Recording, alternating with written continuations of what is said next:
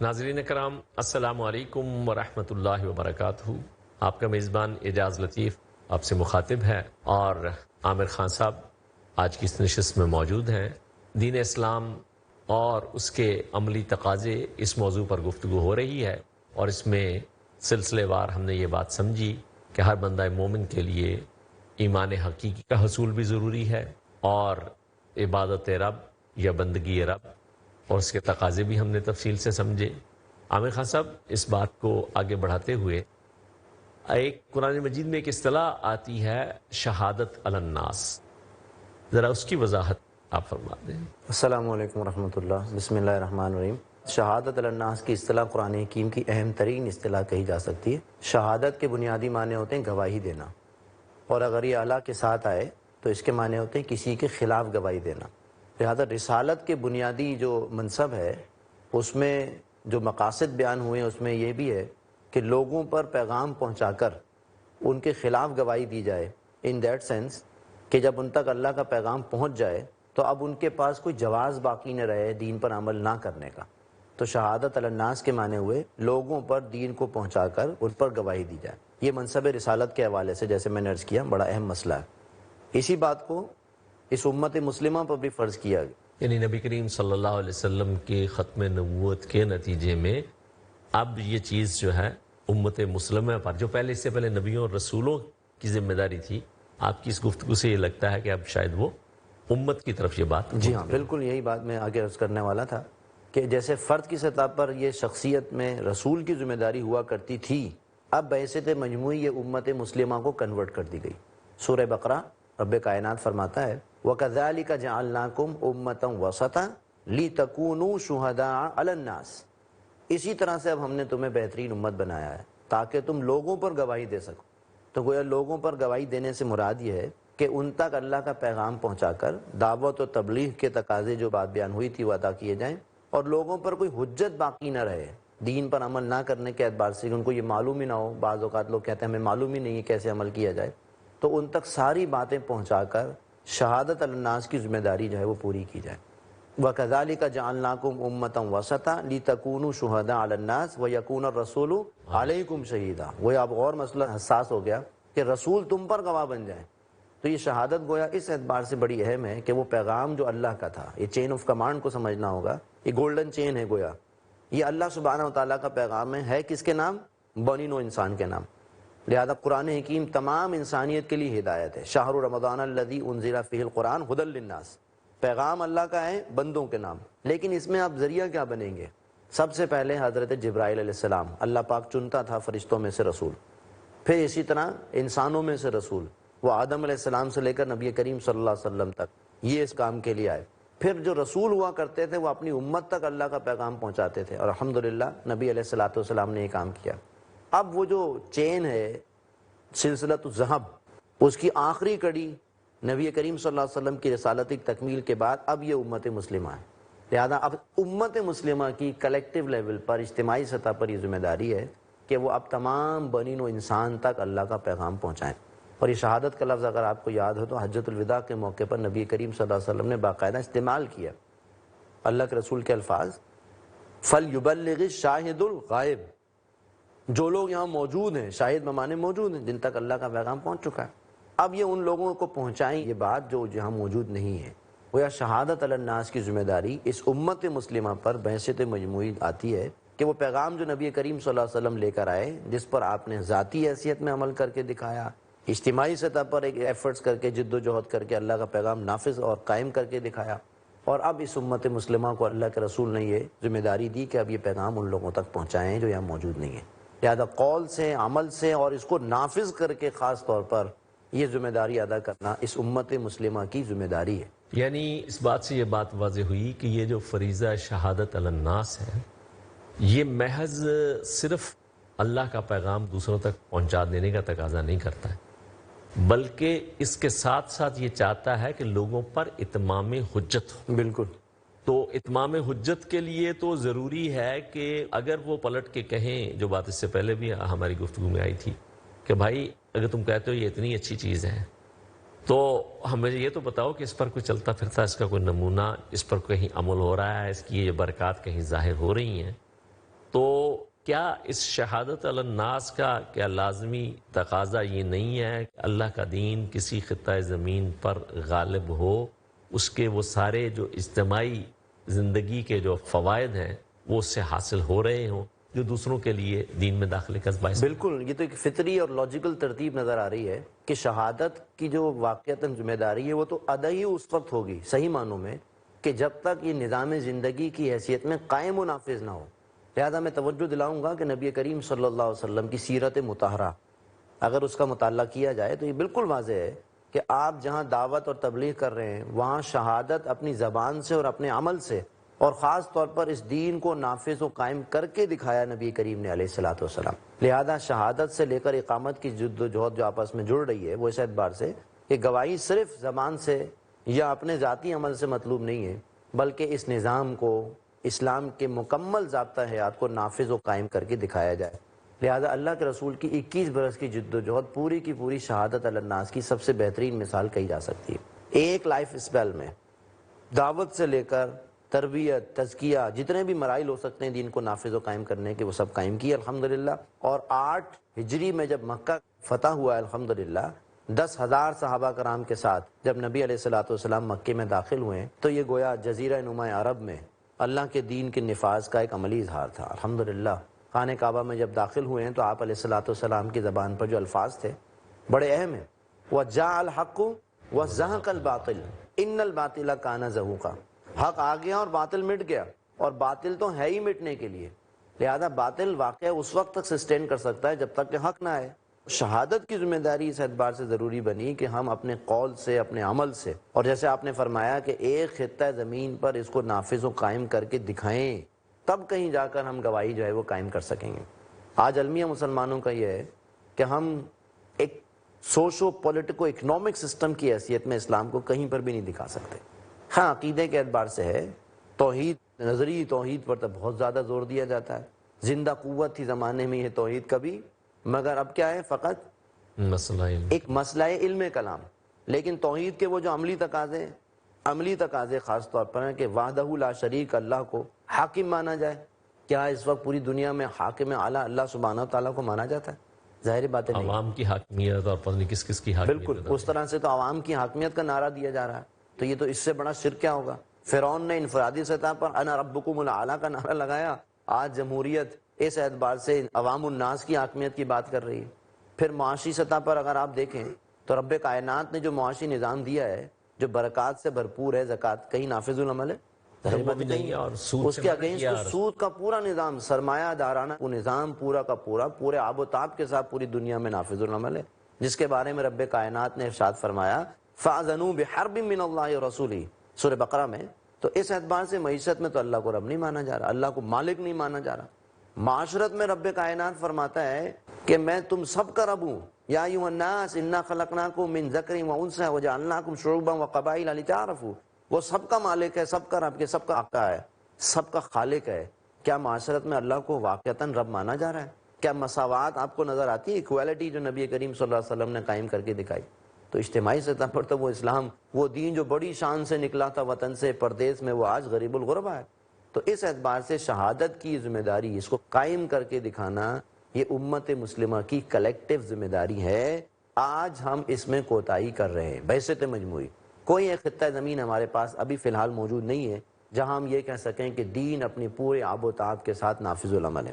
ہاں کچھ حدود ہیں، کچھ تعزیرات ہیں جو عمل کی جا رہی ہیں، اچھا وہ بھی جس میں حکومتی جو عناصر ہیں ان کو جس میں فائدہ ہو رہا تھا وہ امپلیمنٹ کرتے ہیں، پورے کے پورے دین پر وہ بھی عمل نہیں کر پا رہے ہوتے ہیں، چند باتیں جس پر عمل کر رہے ہیں، تو یہ تو اور خطرناک بات ہے۔ جی اچھا، اس میں اب جو بات اس سے واضح ہوئی کہ یہ شہادت کا لازمی تقاضا ہے کہ دین کو قائم کیا جائے، اس حوالے سے قرآن و سنت کی کیا رہنمائی ہے؟ دیکھیے قرآن حکیم بالکل واضح طور پر نبی کریم صلی اللہ علیہ وسلم کا دنیا میں بھیجے جانے کا مقصد بیان کرتا ہے۔ 3 مرتبہ قرآن حکیم میں یہ آیت مبارکہ آتی ہیں۔ قرآن کا یہ اصول ہے کہ کوئی اہم بات کم از کم 2 مرتبہ ریپیٹ کی جاتی ہے، لیکن رب کائنات اپنے کلام میں 3 مرتبہ نبی کریم صلی اللہ علیہ وسلم کی دنیا میں بھیجے جانے کا مقصد بیان کرتا ہے۔ سورہ توبہ، سورہ صف، سورہ فتح۔ میں ایک آیت سناؤں گا آپ کو جس سے آپ کو اندازہ ہوگا کہ اللہ کے رسول کو دنیا میں بھیجے جانے کا مقصد اظہار دین، اقامت دین۔ سورہ صف کی آیت نمبر 9 میں رب کائنات فرماتا ہے هو الذی ارسل رسولہ بالہدی ودین الحق لیظہرہ علی الدین کلہ. وہی اللہ سبحانہ وتعالیٰ ہے جس نے بھیجا اپنے رسول کو. یہ بہت انڈر لائن کرنے والی بات ہے. اپنے رسول کو بھیجا. ودین الحق علیہ الصلوۃ والسلام. ودین الحق، اور حق کا دین دے کر. حق سے مراد یہ رب کائنات ہے. اللہ کا دین دے کر، عادلانہ نظام دے کر. لیظہرہ علی الدین کلہ. یہ لامز لی اصل میں یہ آبجیکٹو بیان کر رہا ہے کہ یہ الہدا اور یہ اپنے رسول کو جو بھیجا گیا دین حق دے کر کیوں بھیجا گیا. لیظہرہ علی الدین کلہ، تاکہ وہ اس کا اظہار فرمائیں تمام کے تمام دین پر، دین کے تمام گوشوں پر اس کو قائم اور غالب فرمائیں. یہ تو ہو گیا آبجیکٹو، یہ تو ہو گیا مقصد نبی کریم کا علیہ الصلوۃ والسلام. یہاں اس سے اگلا سوال یہ بھی پیدا ہوتا ہے، کیا اللہ کے رسول نے یہ مقصد بعثت حاصل کیا؟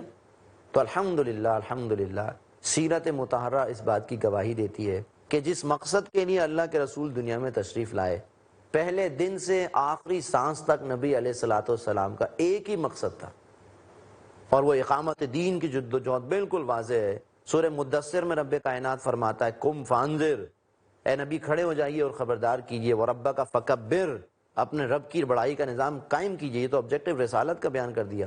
پوری 21 برس کی جد و جہد نبی علیہ الصلوۃ والسلام، کم از کم فتح مکہ تک اگر ہم رکھیں تو اس آبجیکٹو کے اصول میں جد و جہد میں آپ کی لگی ہے. لہذا اللہ کے رسول صلی اللہ علیہ وسلم کو اس مقصد کے لیے بھیجا گیا. خود قرآن حکیم سورہ شورى آیت نمبر 13 میں فرماتا ہے کہ یہ وہی حکم ہے جو ہم نے آپ سے پہلے حضرت نوح علیہ السلام کو دیا، ابراہیم علیہ السلام کو، موسیٰ علیہ السلام کو، عیسیٰ علیہ السلام کو. ان سب کو حکم کیا دیا؟ ان اقیموا الدین ولا تتفرقوا فیہ. زور کلام سے یہ آیت نازل ہوئی ہے کہ دین کو قائم کرو اور اس کو قائم کرنے کے اعتبار سے کسی تفرقہ میں نہ پڑو. اتنا واضح حکم، ان اقیموا الدین، اقیموا الصلاۃ آج یاد ہے اور اس جی، کا قائم ہو رہا دین ہے. کا قائم کرنا یعنی آپ کی اس گفتگو سے سامنے آ رہا ہے. ناظرین، یہ گفتگو کا سلسلہ ایک چھوٹے سے وقفے کے بعد جاری رہے گا.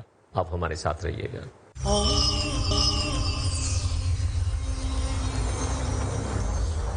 ناظرین، وقفے سے پہلے بات ہو رہی تھی کہ نہ صرف یہ کہ انسان خود اللہ کی بندگی کے تقاضے پورے کرنے والا ہو، بلکہ یہ دعوت دوسروں تک پہنچانی، اور اس کے لیے بحیثیت امت ہماری ذمہ داری کہ پوری انسانیت پر ہمیں اتمام حجت کرنا ہے. عامر خان صاحب، اس بات سے یہ بات واضح ہوئی کہ یہ جو فریضہ شہادت علی الناس ہے، یہ محض صرف اللہ کا پیغام دوسروں تک پہنچا دینے کا تقاضا نہیں کرتا ہے، بلکہ اس کے ساتھ ساتھ یہ چاہتا ہے کہ لوگوں پر اتمام حجت ہو. بالکل. تو اتمام حجت کے لیے تو ضروری ہے کہ اگر وہ پلٹ کے کہیں، جو بات اس سے پہلے بھی ہماری گفتگو میں آئی تھی کہ بھائی اگر تم کہتے ہو یہ اتنی اچھی چیز ہے تو ہمیں یہ تو بتاؤ کہ اس پر کوئی چلتا پھرتا اس کا کوئی نمونہ، اس پر کہیں عمل ہو رہا ہے، اس کی یہ برکات کہیں ظاہر ہو رہی ہیں. تو کیا اس شہادت علی الناس کا کیا لازمی تقاضا یہ نہیں ہے کہ اللہ کا دین کسی خطہ زمین پر غالب ہو، اس کے وہ سارے جو اجتماعی زندگی کے جو فوائد ہیں وہ اس سے حاصل ہو رہے ہوں جو دوسروں کے لیے دین میں داخلے کا باعث؟ بالکل، یہ تو ایک فطری اور لاجیکل ترتیب نظر آ رہی ہے کہ شہادت کی جو واقعتاً ذمہ داری ہے وہ تو ادا ہی اس وقت ہوگی صحیح معنوں میں کہ جب تک یہ نظام زندگی کی حیثیت میں قائم و نافذ نہ ہو. لہذا میں توجہ دلاؤں گا کہ نبی کریم صلی اللہ علیہ وسلم کی سیرت مطہرہ اگر اس کا مطالعہ کیا جائے تو یہ بالکل واضح ہے کہ آپ جہاں دعوت اور تبلیغ کر رہے ہیں وہاں شہادت اپنی زبان سے اور اپنے عمل سے اور خاص طور پر اس دین کو نافذ و قائم کر کے دکھایا نبی کریم نے علیہ الصلوۃ والسلام. لہذا شہادت سے لے کر اقامت کی جد و جہد جو آپس میں جڑ رہی ہے وہ اس اعتبار سے کہ گواہی صرف زبان سے یا اپنے ذاتی عمل سے مطلوب نہیں ہے، بلکہ اس نظام کو، اسلام کے مکمل ضابطہ حیات کو نافذ و قائم کر کے دکھایا جائے. لہذا اللہ کے رسول کی 21 برس کی جد و جہد پوری کی پوری شہادت علی الناس کی سب سے بہترین مثال کہی جا سکتی ہے. ایک لائف اسپیل میں دعوت سے لے کر تربیت، تزکیہ، جتنے بھی مراحل ہو سکتے ہیں دین کو نافذ و قائم کرنے کے وہ سب قائم کیے الحمدللہ. اور 8 ہجری میں جب مکہ فتح ہوا الحمدللہ 10,000 صحابہ کرام کے ساتھ جب نبی علیہ الصلوۃ والسلام مکے میں داخل ہوئے تو یہ گویا جزیرہ نما عرب میں اللہ کے دین کے نفاذ کا ایک عملی اظہار تھا الحمدللہ. خانہ کعبہ میں جب داخل ہوئے ہیں تو آپ علیہ الصلوۃ والسلام کی زبان پر جو الفاظ تھے بڑے اہم ہیں. وَجَاءَ الْحَقُّ وَزَهَقَ الْبَاطِلُ إِنَّ الْبَاطِلَ كَانَ زَهُوقًا. حق آ گیا اور باطل مٹ گیا، اور باطل تو ہے ہی مٹنے کے لیے. لہذا باطل واقعہ اس وقت تک سسٹین کر سکتا ہے جب تک کہ حق نہ آئے. شہادت کی ذمہ داری اس اعتبار سے ضروری بنی کہ ہم اپنے قول سے، اپنے عمل سے، اور جیسے آپ نے فرمایا کہ ایک خطہ زمین پر اس کو نافذ و قائم کر کے دکھائیں، تب کہیں جا کر ہم گواہی جو ہے وہ قائم کر سکیں گے۔ آج المیہ مسلمانوں کا یہ ہے کہ ہم ایک سوشو پولیٹیکو اکنامک سسٹم کی حیثیت میں اسلام کو کہیں پر بھی نہیں دکھا سکتے۔ ہاں عقیدے کے اعتبار سے ہے، توحید، نظری توحید پر تو بہت زیادہ زور دیا جاتا ہے، زندہ قوت تھی زمانے میں یہ توحید کبھی، مگر اب کیا ہے، فقط مسئلہ ایک مسئلہ علم کلام۔ لیکن توحید کے وہ جو عملی تقاضے خاص طور پر ہیں کہ وحدہ لا شریک اللہ کو حاکم مانا جائے۔ کیا اس وقت پوری دنیا میں حاکم اعلیٰ اللہ سبحانہ تعالیٰ کو مانا جاتا ہے؟ ظاہر بات ہے نہیں۔ عوام کی حاکمیت اور پتہ نہیں کس کس کی حاکمیت، بالکل اس طرح سے تو عوام کی حاکمیت کا نعرہ دیا جا رہا ہے، تو یہ تو اس سے بڑا شرک کیا ہوگا؟ فرعون نے انفرادی سطح پر انا ربکم الاعلیٰ کا نعرہ لگایا، آج جمہوریت اس اعتبار سے عوام الناس کی حاکمیت کی بات کر رہی ہے۔ پھر معاشی سطح پر اگر آپ دیکھیں تو رب کائنات نے جو معاشی نظام دیا ہے، جو برکات سے بھرپور ہے، زکوٰۃ، کہیں نافذ العمل ہے؟ وہ بھی نہیں ہے، اور سود اس سے کے منع اگینسٹ کیا۔ تو سود کا پورا نظام، سرمایہ دارانہ وہ نظام پورا کا پورا پورے آب و تاب کے ساتھ پوری دنیا میں نافذ العمل ہے، جس کے بارے میں رب کائنات نے ارشاد فرمایا فَأَذَنُوا بِحَرْبٍ مِّنَ اللَّهِ وَرَسُولِهِ، سورہ بقرہ میں۔ تو اس اعتبار سے معیشت میں تو اللہ کو رب نہیں مانا جا رہا، اللہ کو مالک نہیں مانا جا رہا۔ معاشرت میں رب کائنات فرماتا ہے کہ میں تم سب کا رب ہوں، یا ایھا الناس انا خلقناکم من ذکر و انثی وجعلناکم شعوبا وقبائل لتعارفوا، وہ سب کا مالک ہے، سب کا رب کے، سب کا آقا ہے، سب کا خالق ہے۔ کیا معاشرت میں اللہ کو واقعتاً رب مانا جا رہا ہے؟ کیا مساوات آپ کو نظر آتی ہے؟ ایکویلٹی جو نبی کریم صلی اللہ علیہ وسلم نے قائم کر کے دکھائی، تو اجتماعی سطح پر تو وہ اسلام، وہ دین جو بڑی شان سے نکلا تھا وطن سے پردیس میں، وہ آج غریب الغربا ہے۔ تو اس اعتبار سے شہادت کی ذمہ داری، اس کو قائم کر کے دکھانا، یہ امت مسلمہ کی کلیکٹیو ذمہ داری ہے۔ آج ہم اس میں کوتاہی کر رہے ہیں بحثیت مجموعی۔ کوئی ایک خطہ زمین ہمارے پاس ابھی فی الحال موجود نہیں ہے جہاں ہم یہ کہہ سکیں کہ دین اپنی پورے آب و تاب کے ساتھ نافذ العمل ہے۔ ہاں کچھ حدود ہیں، کچھ تعزیرات ہیں جو عمل کی جا رہی ہیں، اچھا وہ بھی جس میں حکومتی جو عناصر ہیں ان کو جس میں فائدہ ہو رہا تھا وہ امپلیمنٹ کرتے ہیں، پورے کے پورے دین پر وہ بھی عمل نہیں کر پا رہے ہوتے ہیں، چند باتیں جس پر عمل کر رہے ہیں، تو یہ تو اور خطرناک بات ہے۔ جی اچھا، اس میں اب جو بات اس سے واضح ہوئی کہ یہ شہادت کا لازمی تقاضا ہے کہ دین کو قائم کیا جائے۔ عامر خان صاحب، یہ جو ایک بندہ مومن کے لیے یہ تقاضے جو دین کے ہمارے سامنے آئے ہیں کہ خود اللہ کا بندہ بننا ہے، دوسروں کو اللہ کی بندگی کی دعوت دینی ہے، اور اللہ کی بندگی والا نظام قائم کرنے کے لیے اس کو کوشش، محنت اور جدوجہد کرنی ہے، کیا یہ ممکن ہے کہ یہ سب کچھ ایک فرد اس کو تنہا ہی جو ہے یہ سارے تقاضے پورے کر سکے ہیں؟ محترم اعجاز لطیف صاحب، قرآن حکیم میں جہاں کہیں بھی اس کا حکم دیا گیا ہے، محض فرد کے کرنے کا کام نہیں ہے، اس کے لیے لازمی طور پر ایک اجتماعیت، ایک ایسی ایفرٹ جس میں ساری کی ساری کلیکٹیو ایفرٹ جس کو کہا جائے وہ بہت ضروری ہے۔ اگر یہ اکیلے کرنے کا کام ہوتا اور ممکن ہوتا تو سیدنا موسیٰ علیہ السلام یہ کام کر کے جاتے۔ یہاں بہت دلچسپ بات ہے، بڑی اہم نازک بات میں آپ کے سامنے عرض کر رہا ہوں۔ موسیٰ علیہ السلام بھی اللہ کے رسول ہیں، اور موسیٰ علیہ السلام کی جد و جہد بھی دعوت و تبلیغ اور ہجرت کے سارے مراحل طے کرتی ہے، لیکن جب اقامت کے مرحلے میں جہاد اور قتال کا مرحلہ شروع ہوا، یعنی باطل نظام سے ٹکرانا، جب انہوں نے اس کی دعوت دی، یہ ارض فلسطین تمہارے لیے فتح کر دیا گیا اور آؤ اللہ کے دین کے لیے جہاد کرتے ہیں، پوری قوم کا جواب قرآن حکیم میں موجود ہے، فَاذْهَبْ أَنْتَ وَرَبُّكَ فَقَاتِلَا إِنَّا هَاهُنَا قَاعِدُونَ، اے موسیٰ آپ اور آپ کا رب جا کے جنگ کیجئے، اور ہم تو یہیں بیٹھے ہیں، ہم جنگ کرنے والے نہیں ہیں۔ آپ کو اندازہ ہونا چاہیے کہ موسیٰ علیہ السلام اپنی قوم سے کتنی محبت کرتے تھے، بنو اسرائیل سے، لیکن جب یہ کورا جواب ملا ہے اپنی قوم کی طرف سے، فَاذْهَبْ أَنْتَ وَرَبُّكَ فَقَاتِلَا إِنَّا هَاهُنَا قَاعِدُونَ، اس پر موسیٰ علیہ السلام کو کتنا افسوس ہوا، اور جس طرح سے پھر بددعا دی موسیٰ علیہ السلام نے اپنی قوم کو، اور پھر ان پر جو عذاب نازل ہوا، 40 برس تک صحرائے سینا میں بھٹکنے کا عذاب، خود قرآن حکیم اس کی پوری تفصیلات بیان کرتا ہے۔ گویا بات واضح کرنا یہ مطلوب ہے کہ اگر تنہا یہ بات ممکن ہوتی انفرادی سطح پر، تو حضرت موسیٰ علیہ السلام، حضرت ہارون علیہ السلام اور ان کے ساتھ 2 مزید افراد تھے، محض ایک چھوٹی سی ایک جماعت تھی، لیکن اللہ کا دین غالب نہیں ہوا۔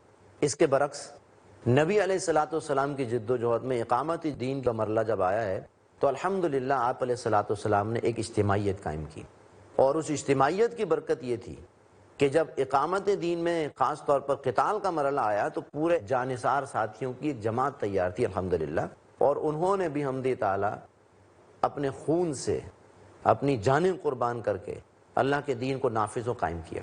گویا انفرادی سطح پر، فرد کی سطح پر اگر ایک شخص چاہے کہ وہ اقامت دین کے مراحل پر طے کر لے تو یہ فیزیبل اور ممکن نہیں ہے۔ اگر ہوتا تو کوئی پیغمبر تنے تنہا یہ کام کرتے۔ نبی کریم صلی اللہ علیہ وسلم جو رحمت للعالمین بنا کر بھیجے گئے وہ یہ کام اکیلے یا تنہا کر لیتے، لیکن آپ علیہ الصلوۃ والسلام کو الحمدللہ وہ صحابہ، وہ جانثار اللہ پاک نے عطا فرمائے، اور اس اجتماعیت کی برکت سے الحمدللہ یہ دین نافذ و قائم ہوا۔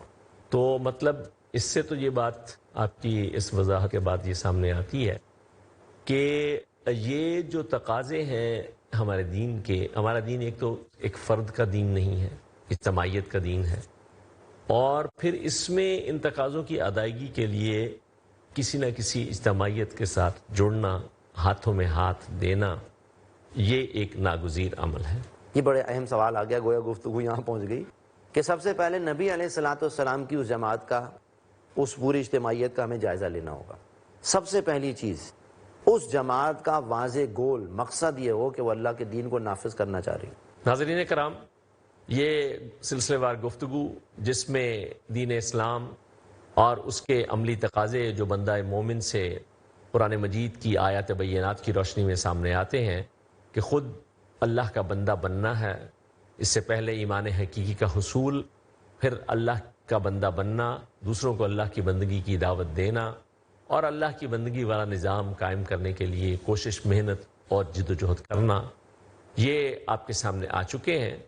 آج کے پروگرام کا وقت چونکہ ختم ہوا چاہتا ہے، اس لیے آپ ہمیں اجازت دیجیے، آئندہ نشستوں میں اس حوالے سے کچھ عملی باتیں آپ کے سامنے مزید رکھی جائیں گی۔ السلام علیکم ورحمۃ اللہ وبرکاتہ۔